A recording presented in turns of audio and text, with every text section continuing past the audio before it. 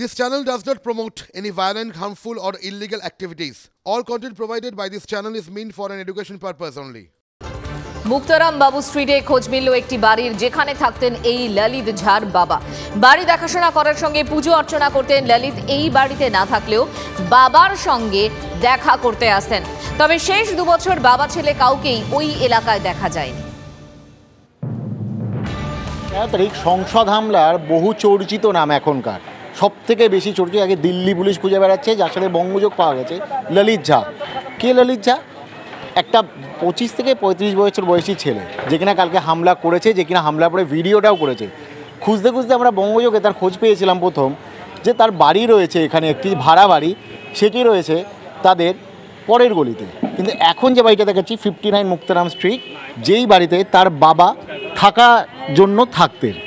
এই বাড়িতে তার বাবার কিন্তু এটা তার বাবার নিজস্ব কোনো বাড়ি নয়, এই বাড়িতে তিনি পূজা অর্চনা করতেন এবং দেখাশোনা করতেন।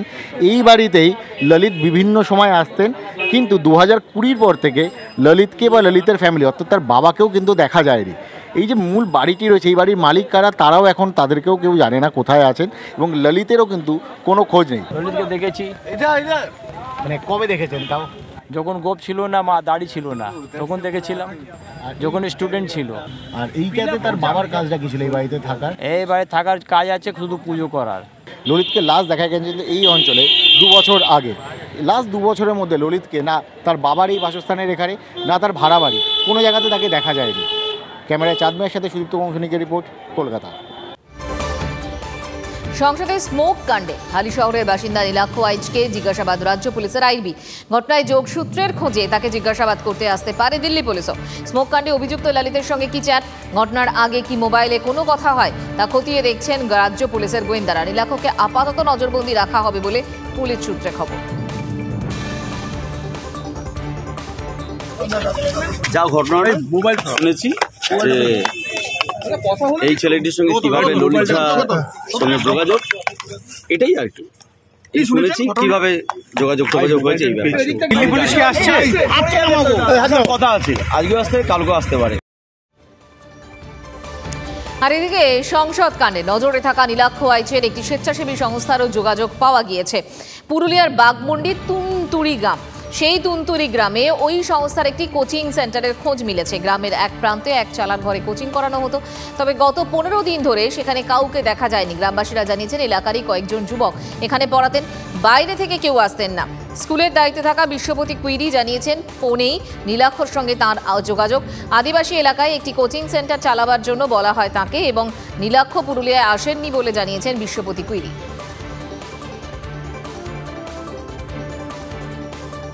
আচ্ছা, এই স্কুলে কি কোনো বাইরে থেকে কোনো লোকজন আসা যাওয়া করেছে, দেখেছেন? তা তো আমাদের জানা না। এখানে ওরা ওরা আরো কম, ওরা ইহা করা আর বলেন যে আমরা কজন পড়াবো, আমরা 5-6 জন ওরা পড়াইতে হবে। এখন বন্ধ আছে? এখন বন্ধ আছে। কতদিন ধরে বন্ধ আছে? বেশি দিন নাই, মোটামুটি এই 10-15 দিন থেকে হবে মনে হচ্ছে। এবার আজকের আমাদের যে এক্সক্লুসিভ খবর সেটা বলি। 10 বছর ধরে যে দরজা সাধারণ মানুষের জন্য বন্ধ, তাকে খুলে দিতে পারবেন সুজয় কৃষ্ণ ভদ্র। নিয়োগ দুর্নীতি কাণ্ডে যিনি গ্রেফতারের পর গত 4 মাস ধরে আমার আপনার করের টাকা, সেই করের টাকায় সরকারি হাসপাতালে ভিআইপি পরিষেবা পাচ্ছেন, যেখানে শিশুরাও পান না বেড, যেখানে সাধারণ মানুষ বেড পান না, সেই সুজয় কৃষ্ণ ভদ্রের হৃদযন্ত্রের মাংসপেশির সক্ষমতা যাচাইয়ে স্ট্রেস মায়োকার্ডিয়াল পারফিউশন স্ক্যান টেস্টের পরামর্শ দিয়েছেন এসএসকেএমের চিকিৎসকরা। এই পরীক্ষা সরকারি হাসপাতালে কোথাও না হওয়ায় বেসরকারি স্বাস্থ্যক্ষেত্রে এই পরীক্ষা করতে হবে বলে প্রেসিডেন্সি জেল কর্তৃপক্ষকে জানিয়েছে এসএসকেএম। তবে TV9 বাংলার হাতে চাঞ্চল্যকর তথ্য, এসএসকেএম কর্তৃপক্ষের এই দাবি ঠিক নয়। এই যন্ত্র এসএসকেএম এ রয়েছে। আর কি জানতে পারছি আমরা? সৌরভ দত্ত আমাদের প্রতিনিধি আমাদের সঙ্গে রয়েছেন, জানাবেন সৌরভ। মঞ্জিরা, দেখো, সরকারি স্বাস্থ্যক্ষেত্র সম্পর্কে একটা চালু রসিকতা হলো চিকিৎসকদের মধ্যে যে সরকারি হাসপাতালে সব আছে আবার কিছু নেই। সুজয় কৃষ্ণ ভদ্রের এসএসকেএম বাস, হাসপাতাল বাস গত 4 মাস ধরে একাধিক রসিকতার জন্ম দিয়েছে। সেই তালিকায় নতুন সংযোজন, এই টেস্টের জন্য বেসরকারি স্বাস্থ্যক্ষেত্রে সুজয় কৃষ্ণ ভদ্রের যে কাস্টোডিয়ান প্রেসিডেন্সি জেল কর্তৃপক্ষ, তাদের কাছে অনুমোদনের জন্য যে চিঠি পাঠানো হয়েছে এসএসকেএমের তরফে, সেই চিঠির বয়ান কি বলা হয়েছে? বলা হয়েছে যে স্ট্রেস মায়োকার্ডিয়াল পারফিউশন স্ক্যান, এই যে টেস্ট করতে হবে, যে টেস্টের সাহায্যে সুজয় কৃষ্ণ ভদ্রের দ্বিতীয়বার বাইপাস সার্জারি প্রয়োজন কিনা বা অ্যাঞ্জিওপ্লাস্টি করতে হবে কিনা তার উত্তর পাওয়া যাবে।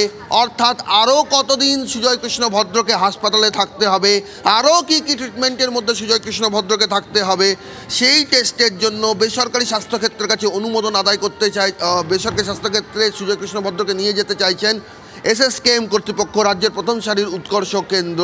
তাতে আরও হয়তো কিছুটা সময় লাগবে, কারণ বেসরকারি স্বাস্থ্যক্ষেত্র কবে সময় দেবে সেই অনুযায়ী এখান থেকে সুজয় কৃষ্ণ ভদ্রকে নিয়ে যাবে। মাঝখানে প্রেসিডেন্সি জেল কর্তৃপক্ষের অনুমোদনের বিষয় আছে, ইডি কী করে তাই নিয়ে, আদালতে কতটা বিষয়টা নিয়ে পরে অনুমতি পাওয়া যায়, এই সবের মধ্যে কিন্তু যে তথ্যটা এসএসকেএম কর্তৃপক্ষ বেমালুম চেপে গেছেন তা হলো এই রোলান্ড রস ব্লকের নিউক্লিয়ার মেডিসিন বিভাগে গত 10 বছর ধরে যে পরীক্ষার জন্য এসএসকেএম কর্তৃপক্ষ বেসরকারি স্বাস্থ্যক্ষেত্রে সুজয় কৃষ্ণ ভদ্রের টেস্ট করাতে চাইছেন, সেই যন্ত্র 1.5 কোটি টাকা দামের যন্ত্র এই ব্লকে নিউক্লিয়ার মেডিসিন বিভাগে পড়ে রয়েছে। কিভাবে পড়ে রয়েছে?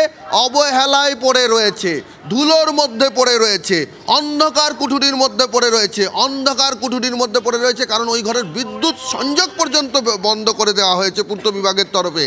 2010 সালে বাম আমলে উদ্বোধন হয়, 2013 সাল পর্যন্ত যন্ত্র ঠিক ছিল। তারপর থেকে গত 10 বছর ধরে এই যন্ত্র কোনো কাজ করেনি। 1.5 কোটি টাকা দামের যন্ত্র, যেখানে গামা ক্যামেরা রয়েছে, যেখানে এক্সটার্নাল প্রেসারের জন্য যে ট্রেডমিলের দরকার পড়ে সেই ট্রেডমিল রয়েছে, মনিটর রয়েছে, সেই সব ছবি আমরা দেখাচ্ছি TV9 বাংলায়, এক্সক্লুসিভ সেই সমস্ত যন্ত্রের ছবি। এখন দেখার যে এখানকার যারা সাধারণ মানুষ আছেন তারা কি সুজয় কৃষ্ণ ভদ্রের মতো তাদের জন্য তো আর বেসরকারি স্বাস্থ্যক্ষেত্রে ব্যবস্থা করবেন না এসএসকেএম কর্তৃপক্ষ, তাদেরকে তো এই যন্ত্রের উপরেই ভরসা করতে হবে। তাহলে তাদের কথা না ভেবে সুজয় কৃষ্ণ ভদ্রের জন্য যে চিঠিটা লিখছেন সেই চিঠিটা স্বাস্থ্য ভবনে লিখে স্বাস্থ্য ভবনে যে ফাইলটা পড়ে আছে সেটা যাতে তাড়াতাড়ি মঞ্জুর হয় সেই পদক্ষেপ কেন করলো না এসএসকেএম কর্তৃপক্ষ? আর এখানে আরও একটা প্রশ্ন উঠছে, কালীঘাটের কাকু অনেক সমালোচনার শিকার হয়েছেন, তিনি কি এবার তার প্রভাব খাটিয়ে একটু এই মানুষগুলোর উপকার করে দেবেন? যদি 10 বছরে বন্ধ দরজাটা আরেকবার খুলে যায় কালীঘাটে কাকুর হাত ধরে। মঞ্জিরা, একেবারে সৌরভ, আমাদের অবশ্যই সেদিকে নজর থাকবে, এই দরজা তাদের জন্য, সাধারণ মানুষের জন্য অন্তত খোলে কিনা। কার্ডিওলজিস্ট ডক্টর মৃণাল কান্তি দাস কি বলছেন শুনবো। সেটা হচ্ছে ফার্স্ট তাকে বা পেশেন্টকে স্ট্রেস দেয়া হয় অন ট্রেডমিল, ওয়াকিং ফাস্ট অথবা ট্রেডমিলে তাকে দোস্তুর মতো স্ট্রেস দেওয়া হয় এবং সেই স্ট্রেসের জন্য হার্টের গতিটা বাড়ে এবং গতি বাড়লে তখন হার্টের আর্টারি হয়তো অ্যাডিকুয়েটলি সাপ্লাই নাও করতে পারে হার্টকে, সেই অবস্থাটা এটা প্রস্ফুটিত হতে পারে। এই যে কথাটা আমি বলছি প্রস্ফুটিত হতে পারে, তার মানে আমরা আন্ডারলাইং কোনো ডিজিজ আছে সেটাকে প্রকাশ করার জন্য আমরা তাকে স্ট্রেস দিচ্ছি। কি করে? হয় ট্রেডমিলে বা ওষুধ দিয়ে অথবা জোরে হাঁটিয়ে। পরের খবর, তৃণমূল পঞ্চায়েত সদস্যের স্বামীর বিরুদ্ধে বিদ্যুৎ চুরির অভিযোগ, শেখ মেহের আলী মণ্ডলকে গ্রেফতার নৈহাটির শিবপুর থানার পুলিশের। কি অভিযোগ জানবো, অনন্ত আমাদের সঙ্গে রয়েছেন, আমাদের প্রতিনিধি অনন্ত। মামুদপুর পঞ্চায়েতের 6 নম্বর ওয়ার্ডের পঞ্চায়েত মেম্বার অর্থাৎ তার নূপুর বিবি তার স্বামী শেখ মেহের আলীকে বিদ্যুৎ চুরি অর্থাৎ বাড়িতে বিদ্যুৎ চুরির ঘটনায় তাকে গ্রেফতার করলো সিদ্ধার্থপুর থানার পুলিশ। তবে এই ঘটনায় কিন্তু রাজনৈতিক মহলে একটা চাঞ্চল্য সৃষ্টি হয়েছে, কেননা যে এই যে বিদ্যুৎ চুরির ঘটনায় খোদ পঞ্চায়েত তৃণমূলের পঞ্চায়েত সদস্য তার স্বামী এরকম গ্রেফতারের ঘটনা, এই ঘটনায় কিন্তু যেমন সুযোগ নিচ্ছে বিজেপি তেমন কিন্তু সিপিএম। তবে এই বিদ্যুৎ চুরি ঘটনা কিন্তু যথেষ্ট আলোড়ন ছড়িয়েছে মামুদপুর পঞ্চায়েত এলাকার নৈহাটি। তবে এর আগেও একেবারে অনন্ত নজর থাকবে আমাদের। আপাতত তোমাকে ধন্যবাদ। এই মুহূর্তের আরো একটা আপডেট, সংসদে তাণ্ডবের ঘটনায় পুলিশের জালে আরো 2। জালে ললিতের বন্ধু মহেশ এবং কৈলাস।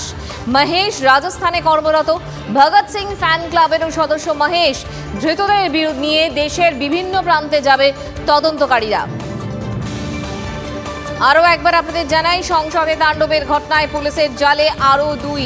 জ্যোতির্ময় কর্মকার আমাদের সঙ্গে রয়েছেন, আমাদের প্রতিনিধি জ্যোতির্ময়।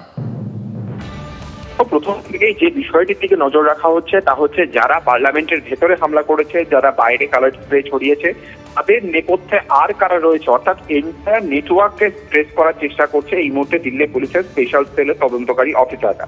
এবং ললিত ঝা সে রাজস্থানে পালিয়ে গিয়েছিল, এই পালিয়ে যাওয়ার ক্ষেত্রে তার সহযোগী কারা তাদেরকে প্রথম থেকেই ট্রেস করা হচ্ছিল। এবং গতকাল ললিত ঝা আত্মসমর্পণ করার পরে তাকে জিজ্ঞাসাবাদ করে যে তথ্য পাওয়া গিয়েছে, আরো দুজন তার সহযোগী রাজস্থানে পালিয়ে যাওয়ার পরে তাকে সহযোগিতা করে এবং তাকে একটি হোটেলে নিয়ে যায়, সেখানে তার থাকার ব্যবস্থা করে এবং এদের বিরুদ্ধে এভিডেন্স লোপাটের অভিযোগ আনা হয়েছে। তার কারণ ললিতের কাছে বাকিদের মোবাইল ফোন ছিল এবং এই মোবাইল ফোন আগুন দিয়ে পুড়িয়ে ফেলা হয়।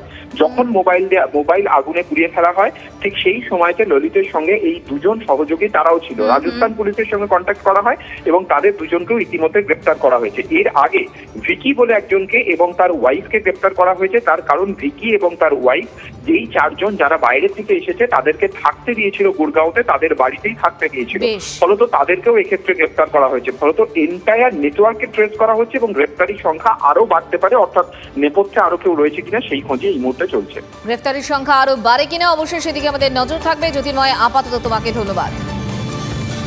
খবর আরো রয়েছে, সঙ্গে থাকুন, একটা ব্রেক নিয়ে ফিরছি।